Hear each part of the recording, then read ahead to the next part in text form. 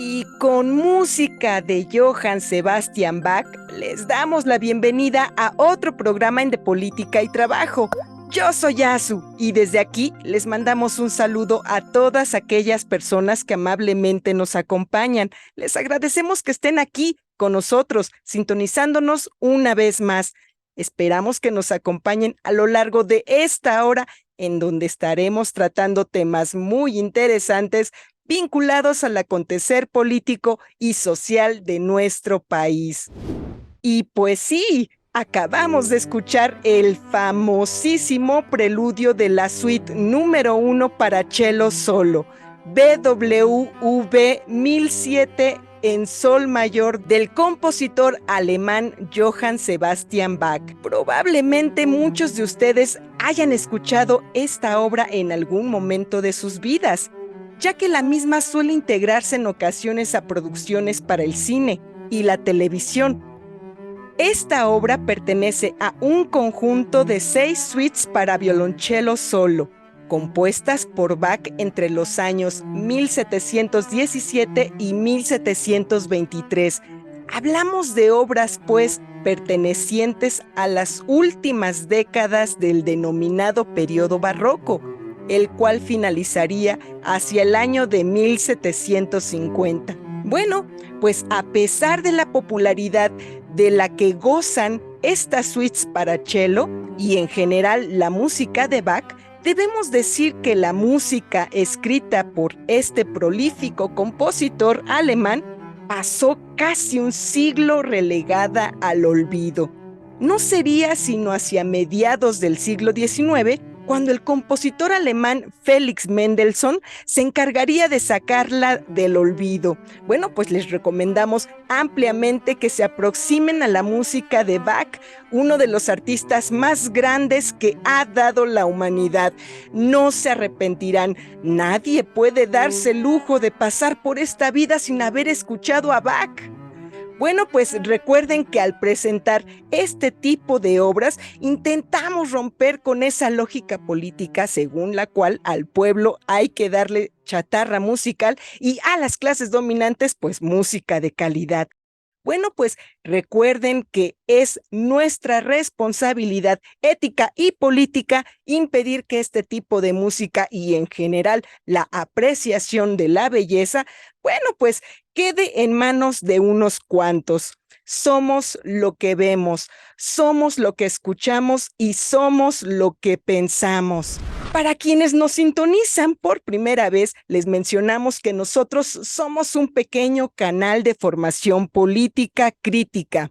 Bueno, pues nosotros estamos integrados por profesionales de las ciencias sociales y de las humanidades. Nosotros somos profesores y activistas y desde este pequeño espacio pues intentamos contribuir en nuestro país al desarrollo político de una ciudadanía pensante, capaz de juzgar críticamente a todos sus gobernantes y funcionarios, independientemente de que hayamos votado o no por ellos. Bueno, pues también les decimos a estos primeros visitantes que nosotros no pertenecemos a ningún partido político o institución y que nos financiamos únicamente con nuestros pequeños y modestos recursos. Pues bien, después de esta pequeña introducción y de agradecerles que estén aquí con nosotros, pasemos al tema del día de hoy. Antes de comenzar con el programa, me gustaría comentarles que a lo largo de bueno, pues estaremos presentando algunas de las obras que amablemente nos ha hecho llegar el maestro Jorge León, destacado profesor de la ESIA Tecamalchalco, y bueno, pues a fin de poder usar e ilustrar nuestro programa, pues nos ha enviado su producción y a quien le damos, por supuesto, las gracias de antemano. Pues bien, la próxima semana, como cada año, las calles de la Ciudad de México y en general de todas las plazas públicas del país se inundarán con una marea violeta, una marea púrpura, una marea rosa. Miles y miles de mujeres saldrán a las calles a celebrar de distintas maneras el Día Internacional de la Mujer, también conocido como 8M. Probablemente algunas de nuestras videoescuchas se sumen a esta celebración o, si lo quieren ver así, a esta conmemoración. ¿Qué es lo que pasa con el 8 de marzo? Salvo nuestros videoescuchas más jóvenes, para quienes nacimos en el siglo pasado, algo que debemos tener presente es que este tipo de celebraciones o conmemoraciones a favor de los derechos de la mujer, bueno, pues no se presentaban durante la década de los años 70, 80 o incluso la década de los años 90. Las conmemoraciones masivas del Día Internacional de la Mujer comenzaron a tomar impulso a partir de la primera década de los 2000. Ante esto nos preguntamos, ¿acaso antes las mujeres no tenían necesidad de exigir el cumplimiento de sus derechos? ¿Acaso las mujeres nacidas a partir del año 2000 viven una mayor ausencia de derechos que sus predecesoras del siglo XX? ¿Acaso las jóvenes mujeres que ahora marchan poseen una mayor claridad política que les permita ver la opresión del género que las obtusas mujeres del siglo XX no pudieron ver?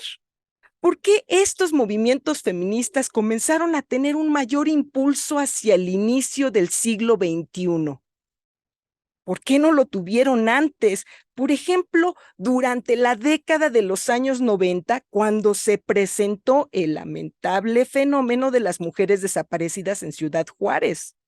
¿En qué se diferencian estos movimientos feministas de los movimientos que los precedieron desde el siglo XIX y a lo largo de todo el siglo XX? Como veremos más adelante en este programa, la comprensión de la condición femenina, bueno, pues implica múltiples perspectivas, muchas de ellas en ocasiones francamente antagónicas. De igual forma, veremos cómo algunas de estas perspectivas feministas pues han ido imponiéndose gradualmente unas sobre las otras, llegando a construir una narrativa ideológica con matices y rasgos de intolerancia cuasi religiosas. Pero antes de continuar con nuestro programa, bueno, pues ya saben, acompáñenme primero a saludar a mi amigo y colega, conductor también de este programa, el profesor, antropólogo y arquitecto Rubén Darío Arechiga. Vamos, acompáñenme.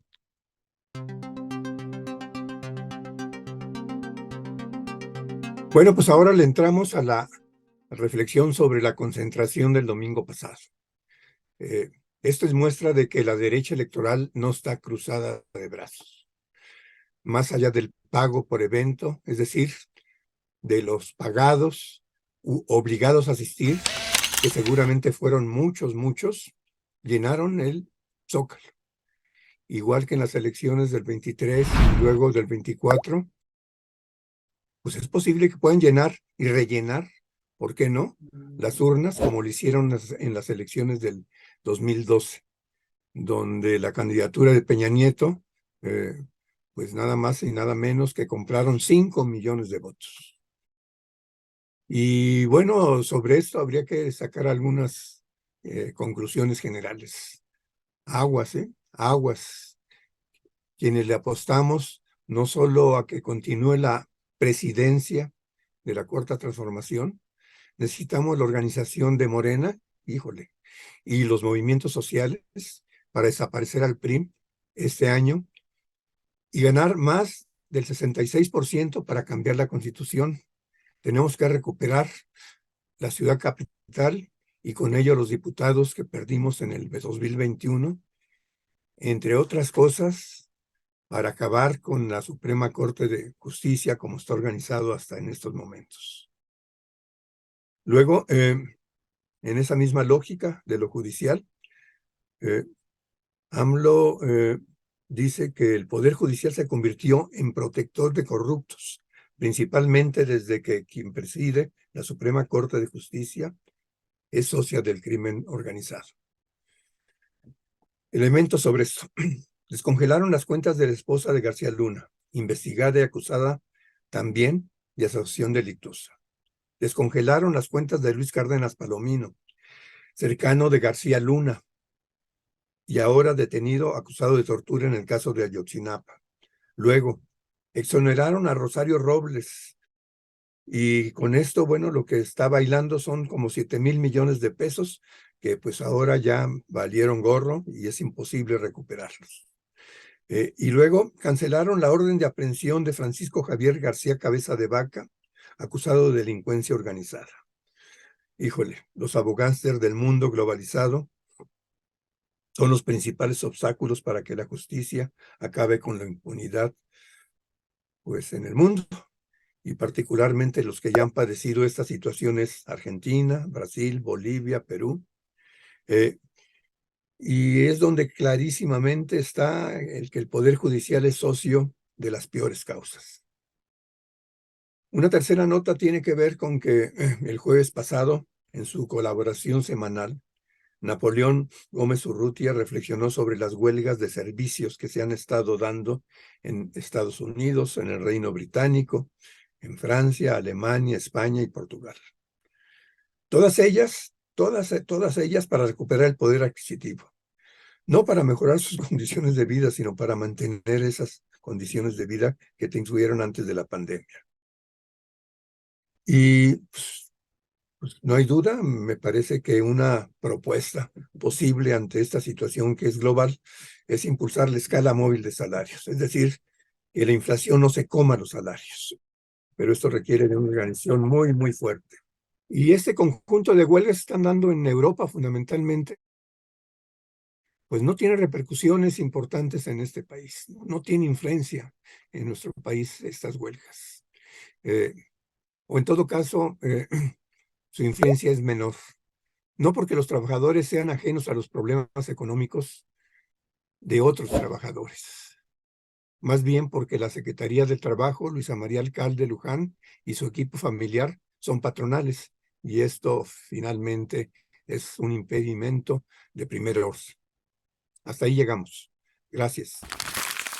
Pues bien, como lo mencionábamos al inicio de este programa, una de las primeras preguntas que debemos hacernos al tratar de comprender la naturaleza del feminismo actual como fenómeno social es ¿por qué hasta ahora? Si bien el feminismo concebido como la reivindicación de los derechos jurídicos de las mujeres, encuentra sus orígenes hacia finales del siglo XVIII en Francia. En México, este fenómeno comenzará a tener presencia de manera tardía.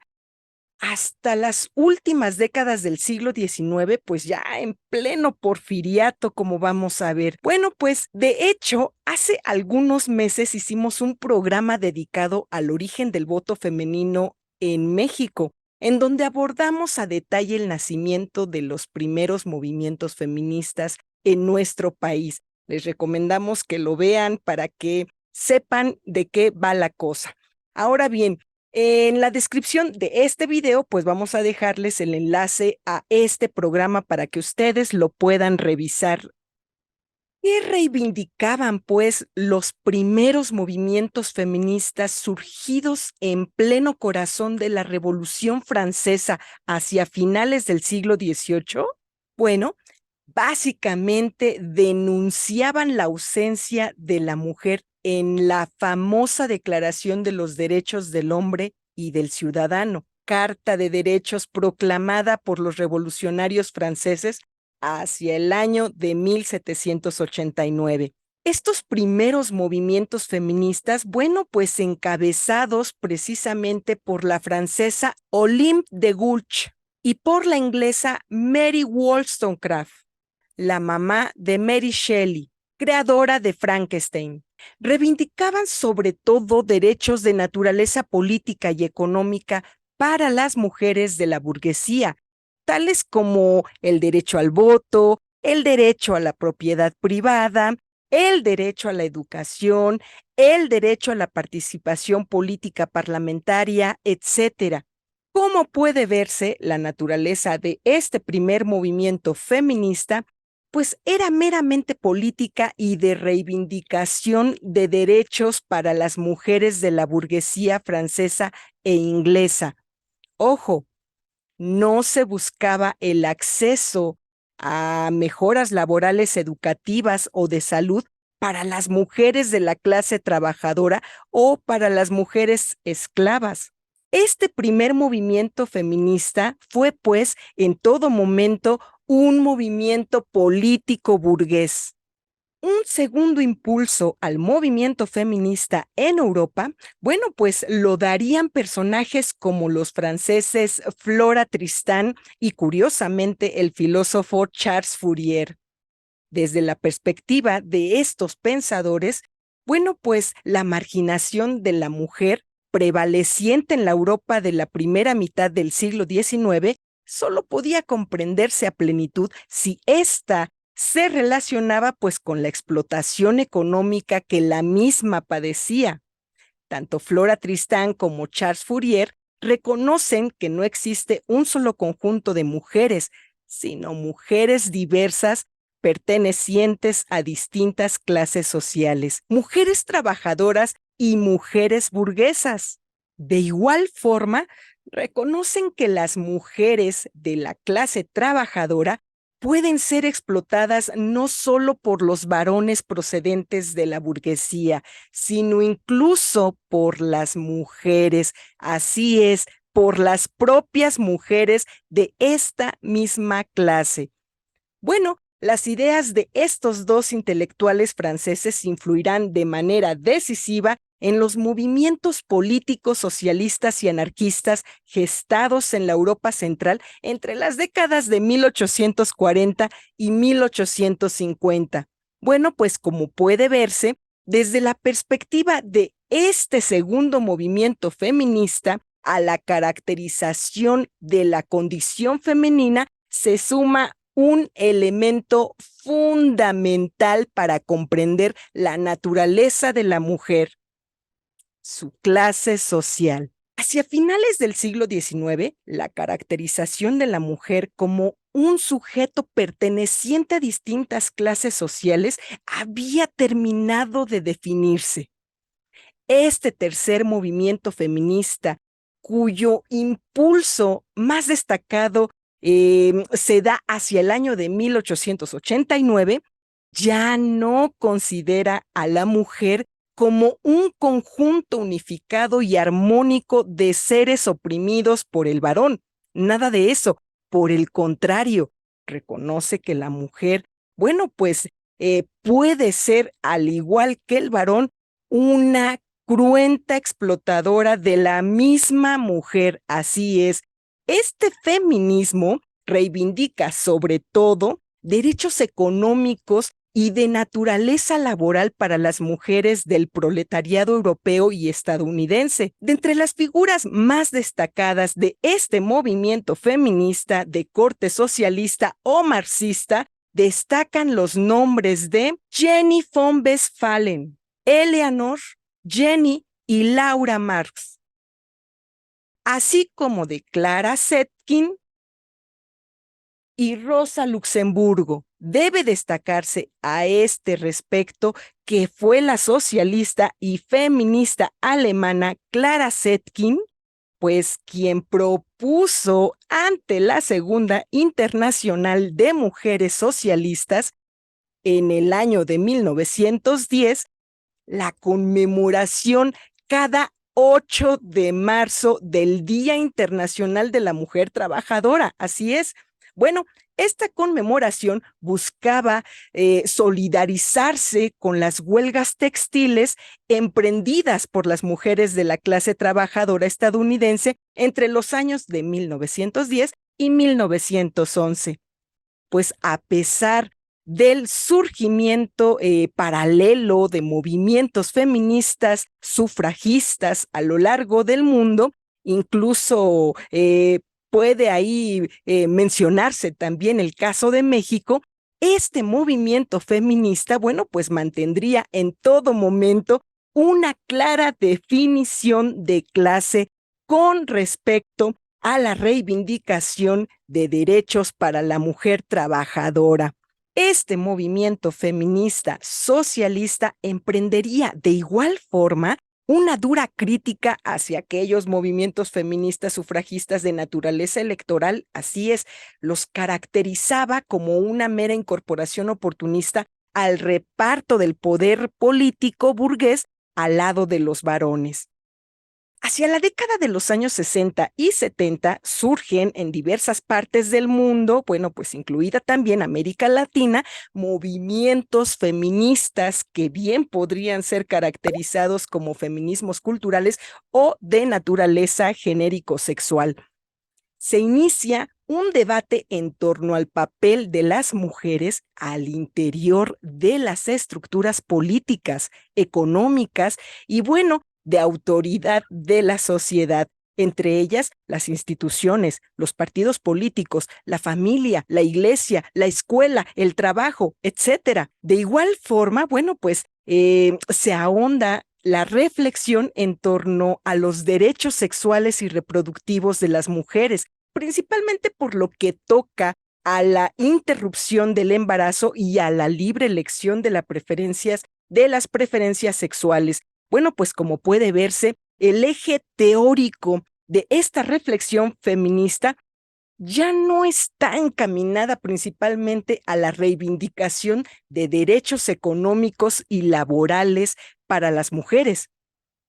La reflexión ahora es proyectada hacia las diversas formas de participación de las mujeres en el constructo social, como madres, por supuesto, como profesionistas, como trabajadoras, como estudiantes, como esposas, como pensadoras, como artistas, etcétera. Se da inicio, pues, a una reflexión más profunda en torno a lo que posteriormente sería conocido como rol social. En muchos países, bueno, pues se presentan avances notables por lo que toca a una mayor e integral incorporación de las mujeres a sus respectivas sociedades, principalmente por lo que toca a los países escandinavos y, bueno, pues a los Estados Unidos. En el resto del mundo, incluido México, bueno, pues el otorgamiento pleno de este tipo de derechos sociales y reproductivos a la mujer, tales como la interrupción del embarazo, pues ha sido constantemente interrumpido. Así es. En el caso de nuestro país, los responsables de este estancamiento político y social han sido los mismos grupos retrógradas, reaccionarios, atávicos, conservadores y oscurantistas de siempre. Así es, la Iglesia, el Partido Acción Nacional, el Partido Revolucionario Institucional, el empresariado, etcétera. A rasgos muy generales, esta ha sido la evolución del pensamiento y movimiento feminista desde su nacimiento, por allá de finales del siglo XVIII. Como puede verse, los movimientos feministas pues no han mantenido un carácter homogéneo. Cada uno de estos movimientos pues ha respondido a exigencias históricas muy específicas y a intereses de clase perfectamente definidos. Así es. Las feministas francesas del siglo XVIII, por ejemplo, dada su condición de clase burguesa, pues lo que buscaban pues con este movimiento pues era ampliar la participación e incorporación de las mujeres de su clase al poder político formal. Las feministas socialistas de finales del siglo XIX y principios del siglo XX, por ejemplo, bueno, pues ellas orientaron su actividad política y sus reclamos al mejoramiento de las condiciones económicas y laborales de las mujeres de la clase trabajadora de aquella época. En una época donde las grandes revoluciones sociales y políticas habían pasado, bueno, pues las feministas de la época de la posguerra, ¿sí? Las feministas de los años 60 y 70, bueno, pues ellas impulsaron un movimiento crítico hacia las estructuras políticas y de autoridad que en ese momento, bueno, pues recaían sobre las mujeres. De igual forma, este feminismo, pues, trasladó a la esfera del debate público el papel o rol de la mujer al interior de las sociedades modernas, sobre todo por lo que toca a sus derechos reproductivos y sexuales. ¿Qué ha pasado con los movimientos feministas desde entonces? ¿Cuál es la naturaleza social y política de los movimientos feministas hoy en día? Para responder a estas preguntas, lo primero que debemos sopesar pues es el grado de alcance que posee hoy en día el debate en torno a los movimientos feministas o de género, entre comillas. Durante prácticamente todo el siglo XX, hablar del feminismo constituyó hablar de un tema más del debate político. Hablar del feminismo, pues, implicaba hablar de problemáticas sociales cotidianas, tales como la adolescencia, la senectud, la iglesia, la homosexualidad, el alcoholismo, etcétera. El feminismo, pues se topaba igualmente con sectores detractores de su discurso, al mismo tiempo que con sectores que lo apoyaban. Todo esto, bueno, pues no pasaba a más. El feminismo mantenía, por así decirlo, un desarrollo social y evolutivo promedio, pero hoy en día las cosas han cambiado. Así es, tanto el feminismo como el activismo de género, bueno, pues desatan pasiones. Hablar del feminismo implica asumir una toma de posición política. Las familias incluso se dividen por este tema. Bueno, como si lo hiciesen por discutir, por ejemplo, de política o de religión.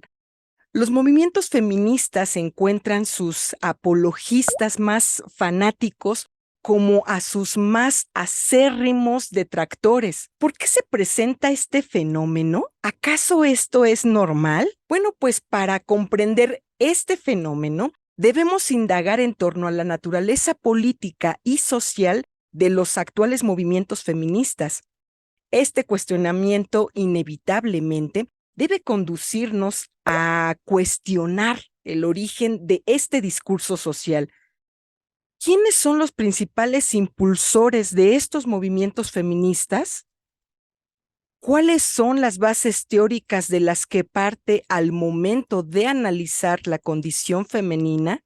A este respecto, debemos señalar que el principal soporte teórico de los actuales movimientos feministas lo constituyen tanto las publicaciones académicas especializadas en género, así como los informes publicados por ONU Mujeres. ¿Quiénes son ONU Mujeres? Según su página oficial, ONU Mujeres se encuentra compuesta por representantes de cada uno de los países que integran a la ONU. Estas representantes, a su vez, provienen de las élites académicas, políticas e intelectuales de cada país. A pesar de hablar a nombre de todas las mujeres del mundo, ONU Mujeres no está integrada por ciudadanas promedio de cada país.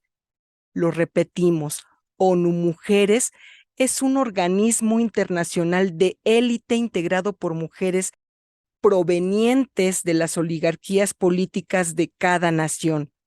Pues bien, los informes presentados por este organismo constituyen las sagradas escrituras, el alfa y el omega, el santo grial, pues, de los actuales movimientos feministas y de género. Con metodologías estadísticas meramente cuantitativas, que no consideran para nada la variabilidad cualitativa del fenómeno social, ONU Mujeres ha ido desarrollando e imponiendo una narrativa ideológica de género orientada, según sus propias palabras, al empoderamiento de la mujer. Pongamos un ejemplo de la operatividad metodológica y estadística de ONU Mujeres. Si una encuesta arroja que en una carrera universitaria, digamos una ingeniería, solo hay una matrícula femenina del 30% y una masculina del 70%, ONU Mujeres sacará inmediatamente su calculadora y si no encuentra una relación porcentual del 50-50, señalará sin más discriminación de género.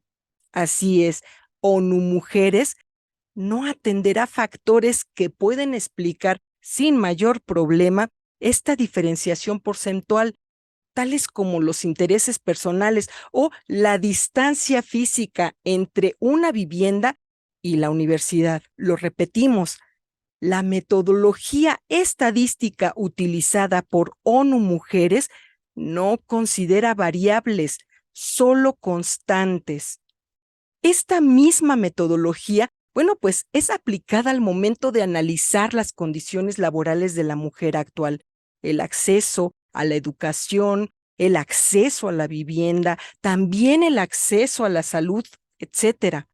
Desafortunadamente, pues los limitados informes presentados por esta organización constituyen la principal fuente de información a la que recurren los gobiernos de las naciones en desarrollo como la nuestra, al momento, por supuesto, de implementar sus famosas políticas de equidad de género. La resultante de la aplicación de este tipo de metodologías pseudocientíficas, pues siempre arrojarán los mismos resultados. La mujer siempre es una víctima, nunca una victimaria. La mujer siempre es excluida o discriminada, pero nunca discrimina o excluye. La violencia es unidireccional. Esta solamente procede del varón, nunca de la mujer. La mujer solamente es explotada, pero nunca es explotadora. Si la mujer delinque, fíjense ustedes, pues es producto de las circunstancias propiciadas por el patriarcado. Pero, ojo, si lo hace el hombre, es producto de sus propias decisiones. Nos podemos seguir así con otros ejemplos. Esta ideología solamente concibe la existencia de un hipotético techo de cristal, es decir, de altos cargos directivos a los que no pueden llegar las mujeres, pero se niegan a reconocer la lacerante existencia de un sótano de cristal, es decir, de aquellos trabajos de extrema dureza y peligrosidad que solamente son llevados a cabo por varones. Esta narrativa ideológica, impulsadas desde los más altos centros de poder, bueno, esencializan la condición femenina. Es decir, crean un discurso en donde las mujeres son presentadas como un conjunto o grupo uniformal con intereses comunes, el género y su lucha contra el malvado patriarcado. Este discurso ideológico apela a la sororidad o hermandad entre mujeres explotadas y mujeres explotadoras. La solidaridad de género queda antepuesta, pues, a las contradicciones de clase entre las mujeres de las clases dominantes y las pertenecientes a las clases dominadas. En resumen, la narrativa ideológica que constituye el principal impulso de los movimientos feministas actuales no es un producto del propio desarrollo evolutivo de las sociedades, sino una construcción perfectamente planificada desde los más altos órganos de poder. Este discurso no persigue, pues, la igualdad o equidad entre géneros, sino el empoderamiento exclusivo de ciertos sectores de mujeres en las esferas públicas y privadas. Todo ello a través de las denominadas cuotas de género y políticas de discriminación positiva. Bueno, dada su naturaleza excluyente, pseudocientífica y discriminatoria, el discurso feminista actual no puede ser caracterizado de otra manera más que como un feminismo hegemónico, que en su ejercicio pues cumple a la perfección su papel como encubridor de las causas reales de la exclusión, la discriminación y la violencia hacia las mujeres. Bueno, profe, esto es un poco de lo que yo puedo decir acerca de este tema tan polémico y tan interesante, pero díganos usted, ¿qué nos puede comentar al respecto de este tema? Bueno, y a propósito del tema de nuestro programa, que es el Día Internacional de la Mujer,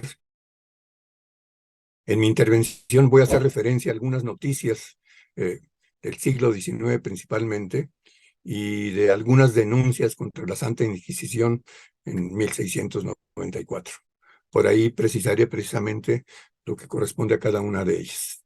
Inicio entonces diciendo que el Día de la Mujer, al institucionalizarse por la ONU en 1975, le han venido dando las derechas espacios distintos a los formulados por las mujeres proletarias de Estados Unidos, Alemania, Austria y Dinamarca, reivindicando demandas de los que producen las riquezas en el capitalismo, a la par derechos democráticos que incluyen votar y ser votada. Ese es el origen importante que tiene que ver con el Día Internacional de la Mujer. Los antecedentes en la llamada modernidad se remontan a la Revolución Francesa, no porque aparezcan los derechos de las mujeres en ese levantamiento, sino porque el liberalismo republicano expresado en proyectos sociales indirectamente habrían posibilidades de, por ser republicanismo, incluyera derechos democráticos para hombres y mujeres. Pero esa posibilidad política solo fue aprendida con H por la protestante monarquía británica, y no por sus gobernantes precisamente, sino más bien por las luchadoras sociales que se plantearon la posibilidad de ser sujeto en procesos electorales y en reivindicaciones de otro orden. Otros liberalismos, como fue el caso de la República de los Estados Unidos Mexicanos, ya con la nueva Constitución de 1857, pues no apareció nunca ningún acercamiento incluyente de las mujeres. Hasta esos años ya habían aparecido muchas activistas del liberalismo, y excepción de la Güera Rodríguez, Solo fueron reconocidos como esposas de personajes importantes, como la corregidora, esposa del corregidor, la esposa de Juárez, etc. Y por cierto, en el caso de la Güera Rodríguez, una referencia que aparece una y mil veces tiene que ver con que era medio noviera. Y entonces ponen el acento esto, y nunca ponen el acento, ni siquiera hablan de la posibilidad de que algunos de los expresidentes o figuras políticas importantes hayan sido igual novieros. Lo anterior se dio en una situación milenaria de culturas en donde el hombre imponía su dominancia. Y entonces la mujer en general fue considerada menor, aún entre los de arriba, convirtiéndole en objeto, cosa. Algunos ejemplos. Vámonos al periodo colonial, y esto tiene que ver con la Santa Inquisición. En otro marzo, el día 17 de 1694, se denunció un mestizo visionario de nombre Lucián Careño. Después de mediodía, el que lo denunció oyó decir a sus 2 hijos que el denunciado, esperando a 4 hijos, pidió a Nicolás Guerrero una jícara de agua, diciéndole: quiero ver si vienen mis muchachos. Entonces cogió 20 granos de maíz y los fue echando en uno en el agua. Cuando vio los granos sobreaguados, nadando, dijo que sus hijos venían caminando, que cuando estaban parados los granos, era que sus hijos se echaban, y que cuando los hijos se sentaban, los granos se quedaban acostados. Total, que esta denuncia resultó cierta, según esto. Y al preguntarle a Lucián, al denunciado, si era visionario, no dejó de asustarse, se espantó y contestó que era chanza lo que había hecho, que solo Dios sabía esas cosas. Total, que la denuncia no prosperó en 1694. Pero años después, en una publicación periódica, en un periódico, en 1869, el Día del Amor y la Amistad, aunque todavía no se celebraba la Constitución republicana ya estaba en marcha, y Francisco Zarco, ese gran escritor público, o lo que es lo mismo periodista republicano, en un artículo que se llama El suplicio de las brujas de Huetulco, denunció el asesinato de una mujer acusada de bruja. Y entre varias versiones recuperó la versión oficial, la del gobernador de Puebla, y que dice, se abren comillas: un tal Manuel Ruano se empeñó en que María Clara Austacia le confesara que era bruja, para lo cual la llevó a la orilla de la población y comenzó a golpearla cruelmente. Se le unieron Rosalindo Vidal, Elías Morales, Carmen Bringas y Camilo Cázares, quienes para hacer confesar a la desgraciada la colgaron de un árbol, primero de los brazos de un árbol y luego del cuello. El tormento, claro, surtió efecto, y confesó ser bruja y denunció a otras 2 mujeres, muriendo luego ella en la cárcel. Una de ellas fue salvada por su esposo, la otra fue azotada, incluso por su hijo. Entre los complicados, según el gobernador, están el presidente municipal, el primer regidor y otros funcionarios municipales. Por cierto, no así el cura del pueblo. No participó en esto. Bueno, y el dar cuenta de estas 2 situaciones, con 200 años de diferencia, es para subrayar, pues, cómo el visionario, que es el equivalente a otro brujo, no hay de otra, ¿no? Así es más o menos la cosa, no fue castigado. Quizás por ser hombre, es posible que estoy influido, híjole, uno es rete mal pensado, ¿no? Pero luego lo que sucedió en 1869, en el caso de la mujer que fue acusada de bruja, sin pruebas y con tortura de por medio, pues la mataron. La mataron, pues porque pues las mujeres son seres menores en todo caso, en fin, por múltiples razones.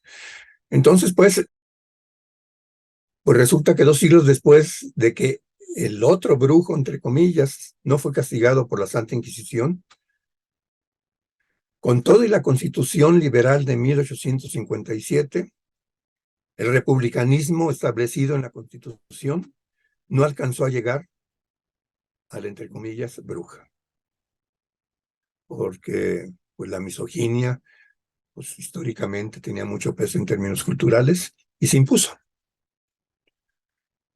Un año después, Ignacio Manuel Altamirano, literato de primera línea en el siglo XIX, la segunda mitad del siglo XIX, comentó en otra actitud misógina, en un escrito referido que tenía como título Las poblanitas y su viaje a la Ciudad de México vía ferrocarril. Y dice este señor, pues fíjense que entran y se arrodillan como para rezar el Vía Crucis.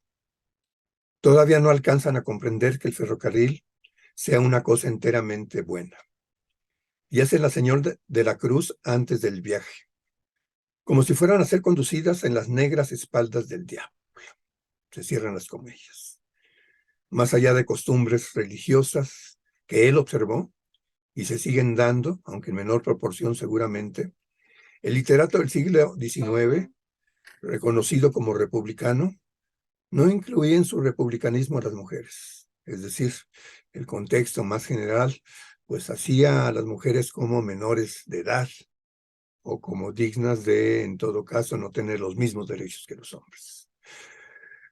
Algunos otros ejemplos ayudarán a reconocer lo que la sociedad piensa de las mujeres. Otra nota. El 9 de octubre de 1899 se aclaró, se abren las comillas, que no hicimos constatar en la revista de las fiestas patrias de Tehuacán, Puebla, que el pabellón de la dulcería de la Kermés estuvo a cargo de las encantadoras señoritas María y Teresa Cacho, las bellísimas hermanas Peralta y la no menos preciosa Carmen Fortol. Y bueno, nos quedamos con esa cita. No hay ambigüedad en la descripción de las vendedoras de dulces. Las feas fueron caracterizadas como encantadoras, entre comillas, aunque no lo fueran. Luego, las bellísimas y las no menos preciosas. Las cualidades principales reconocidas por el que se olvidó de escribir sobre ellas, jóvenes seguramente, son su belleza. No encontró el cronista de la Kermés nada más que eso, porque además era lo único que tenían 3 de las 5 mujeres. Ellas seguramente en su vestir y actuar subrayaron esa cualidad, entre comillas, porque solo eran eso, cosa bonita. Y como si 63 años después de luchas políticas, ya en el siglo XX, en donde las mujeres han sido figuras importantes, aparece una nota en la misma lógica de lo anterior. El 30 de abril de 1962, desafían a las autoridades de Caracas 100 bañistas en Pekín, ya que existe la prohibición de usarlo en la playa.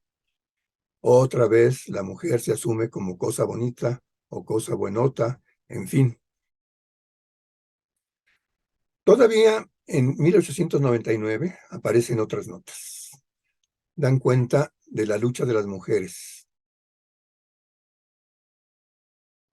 En octubre 2. Octubre 2, recordemos esa fecha. Y la nota tiene que ver con una cabeza que dice la campaña del yaqui, hembras por rifles. Leo la nota, se abren las comillas. El coronel porfirista, claro, Gracia Piña, envió al campamento de los yaquis a 4 indias. Quienes me conocen saben que lo de indio indígena son términos que aborrezco. Ahora lo respeto porque es una cita hemerográfica. Que aprisionó para que propusiera a los rebeldes el canje de 20 prisioneras por 16 armas de fuego. Se cierra la comilla y de la nota. Primera consideración sobre la notificación. El ejército porfirista tenía déficit de armas de fuego. Segunda consideración. Las mujeres yaquis no fueron cosas, más bien fueron partícipes en la lucha de su etnia. Por lo que ahora tenemos que recordar que esas mujeres fueron y seguramente son luchadoras sociales de los pueblos ancestrales de este territorio. En diciembre de 1899, en Brasil,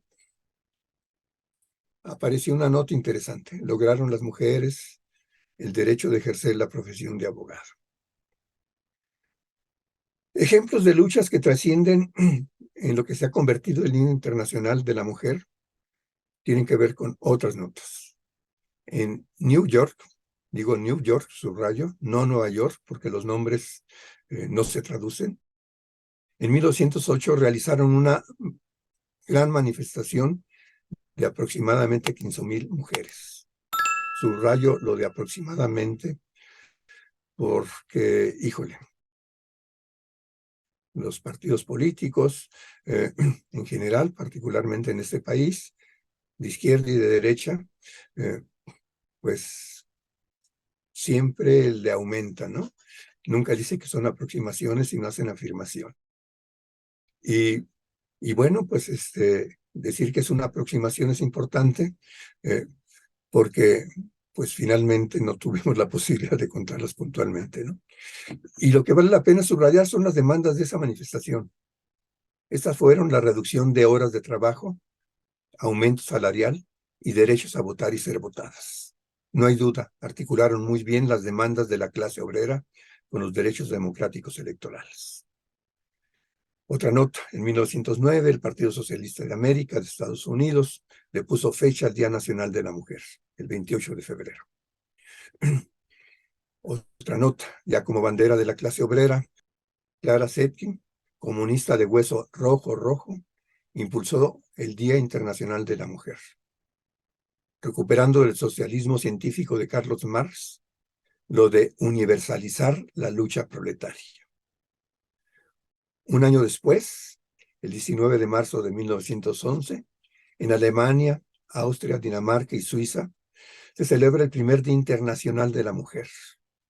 Según las notas, más de 1 millón de mujeres. Ahora sí, subrayo, más de 1 millón, porque los noticieros de aquella época, seguramente, igual que ahora, pues le bajan la numeralia de los movimientos sociales, por obvias razones. Sus demandas fueron derecho al trabajo de la mujer, derecho a la formación profesional y la no discriminación laboral. En el contexto de la guerra, entre el 14 y el 17, mujeres rusas realizaron una huelga con la consigna pan y paz. Consigna que por eso eso de pan sigue dándose ahora en la Rusia y en los excomunistas del mundo. Esta huelga forzó la salida del zar y el gobierno provisional reconoció el derecho de voto de las mujeres inmediatamente. Y sin duda con esa huelga de mujeres, apoyada por cierto por obreros metalúrgicos, se abrió el camino para que en octubre se hablara de la Revolución de Octubre, de la Revolución Socialista, que dio como resultado primero la Rusia socialista y luego la Unión de Repúblicas Socialistas. Esa es mi intervención a propósito del Día de la Mujer. Gracias. Y bueno, hemos llegado a la parte de las conclusiones de este programa. Profe Rubén, díganos, ¿cuáles son las conclusiones que usted tiene para el tema que tratamos el día de hoy? Pues mira, ya lo comentamos en nuestras intervenciones. La celebración internacional del Día de la Mujer fue iniciativa de mujeres izquierdistas, no fueron de las mujeres de los de arriba, las que pelearon por el derecho al voto, por el derecho al trabajo, etcétera, etcétera. Estas mujeres le apostaron en perspectiva a la liberación de la humanidad, y no solo a la liberación de la mujer.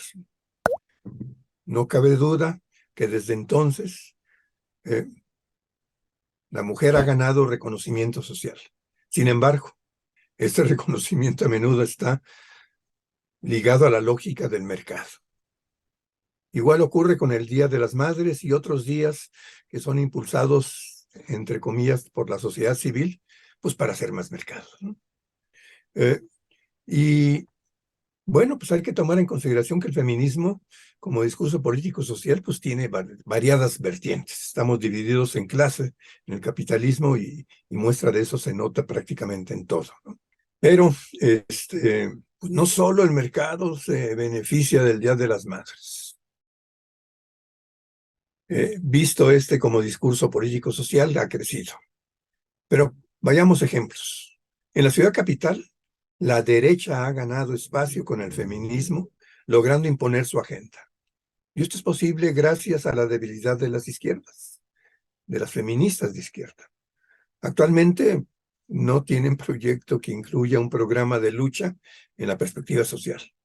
Su programa de lucha únicamente se circunscribe a la mujer, no se incluye en varones, niños, personas adultas. Su programa de lucha inicia con ellas y termina con ellas, dejando fuera a otros sectores sociales.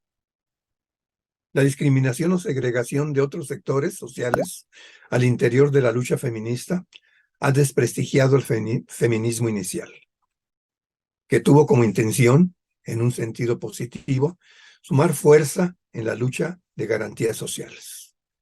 Claro, existen otros elementos que favorecen el desprestigio del feminismo. Este es el caso de las llamadas anarquistas, bastión de la derecha, pagadas por la derecha seguramente, a quienes la jefa de gobierno, Claudia Sheinbaum, les ha permitido la manifestación provocadora y violenta sin que existan consecuencias, como podemos ver en las imágenes en la acostumbrada marcha del 8 de marzo. Este tipo de actos desvirtúa y desprestigia al feminismo como lucha social de izquierda. No todo ha ido mal.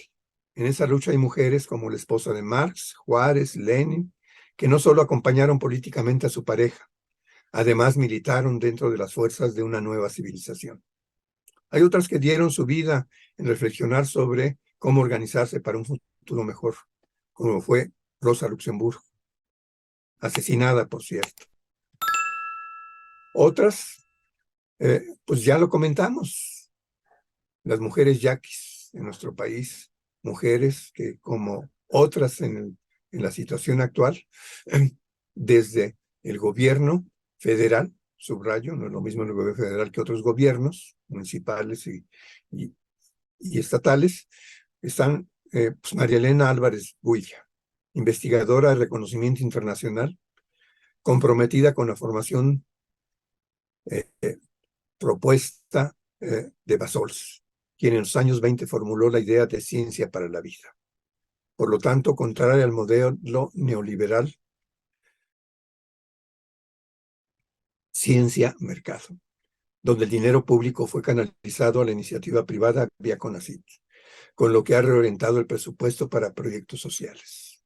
Responsable de localizar centenas de investigadores, entre comillas, fantasmas, e impulsora del Consejo Nacional de Humanidades, Ciencias, Tecnologías e Innovación. Mal querida por la aristocracia y reconocida por su planteamiento como una posible orientación de lo que debe ser la educación superior y los estudios de posgrado, es decir, en ciencias para la vida. Raquel Buenrostro, secretaria ahora de Economía, con experiencia en la administración pública por 25 años, impulsora en el SAT por obligar a pagar impuestos a la iniciativa privada, con lo que se recuperaron miles de millones de pesos para los programas sociales, es decir, dinero público para resolver problemas de desigualdad. Luego tenemos a Tatiana Cloutier, hija del asesinado Manuel Cloutier, igual que otros de origen panista, más honrados y derechos que muchos morenistas. Coordinadora de la campaña de AMLO en 2018, espacio que favoreció mucho a la campaña por su inteligencia para discutir y proponer públicamente el proyecto nacional popular de AMLO. Diputada y luego secretaria de Economía de 2020 a 2021.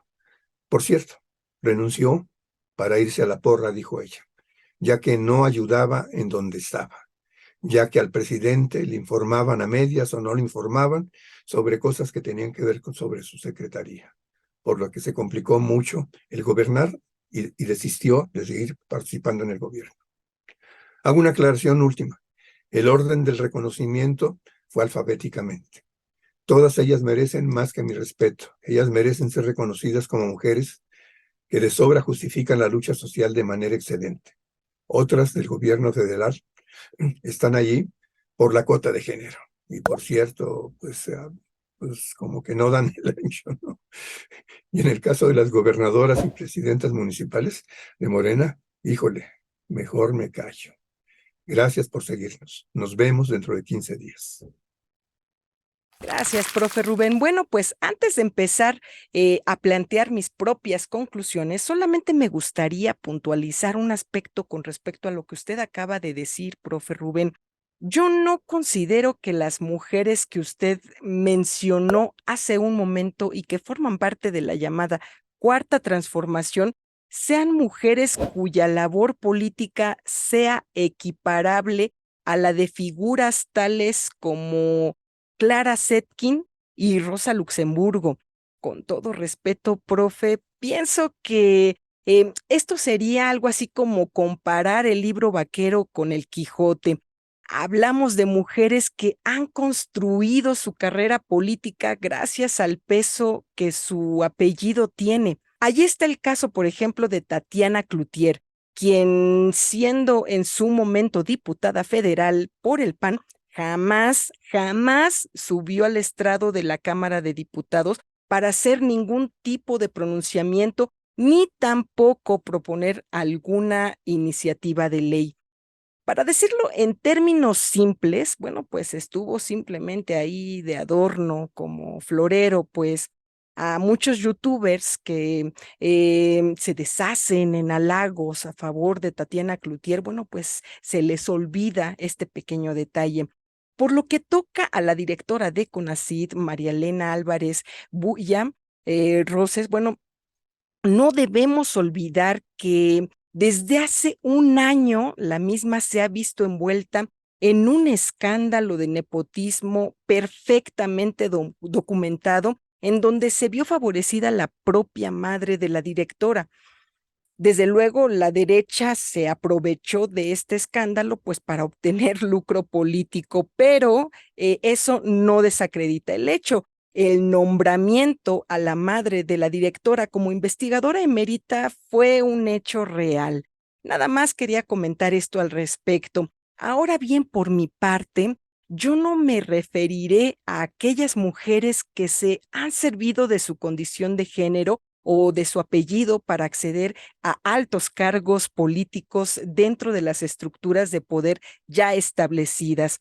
Me gustaría reconocer a aquellas mujeres que han hecho contribuciones reales al mejoramiento de las condiciones de vida de las mujeres en general, cuya lucha en ocasiones, bueno, pues les llevó incluso a sacrificar su propia vida. Ahí están los casos de la esposa e hijas de Carlos Marx, Jenny von Westphalen, Jenny, Laura y Eleanor, quienes, bueno, participaron activamente en la construcción, traducción y difusión de la obra de su pareja y de su padre propiamente. De igual forma, a ellas se debe el surgimiento de las primeras comisiones socialistas de mujeres al interior de la Segunda Internacional. Algo similar sucede con Clara Zetkin, fundadora de la primera gran organización feminista del siglo XX, y Rosa Luxemburgo, férrea crítica del feminismo burgués y encubridor. Desafortunadamente, pues muchas de las compañeras que marcharán el próximo miércoles 8 de marzo probablemente desconozcan quiénes fueron estas mujeres excepcionales y cuál fue la importancia de su labor política. Ya para terminar, bueno, pues yo considero pertinente el replanteamiento de un feminismo, pues que no se circunscriba al mero acceso al poder a favor de ciertos sectores de mujeres privilegiadas, que no responsabilice al varón de todos los males de la mujer. Digamos, un feminismo que no exija cuotas de género en aquellos puestos laborales privilegiados, un feminismo que exija también, pues, cuotas de género en los trabajos más peligrosos y duros que actualmente realizan solo los varones, un feminismo que no juzgue a la mujer como un ser no pensante capaz de ser manipulado libremente por el malvado patriarcado, un feminismo que reivindica a la mujer como una persona adulta y no como una niña que necesita urgentemente la protección y tutela del Estado en cada uno de los aspectos de su vida. un feminismo que no manipule impositivamente y a capricho el lenguaje para dar la apariencia demagógica de una mayor inclusividad, un feminismo que no juzgue que la vida de las mujeres es más valiosa que la vida de los varones, un feminismo que no sea hegemónico, sino social. Y bueno, estas serían mis conclusiones y con esto pues cerramos el programa del día de hoy. Les agradecemos que nos hayan acompañado. Profe Rubén, muchas gracias por acompañarnos. Y bueno, pues los dejamos con esta hermosa melodía. Nos vemos el siguiente programa. Hasta la próxima.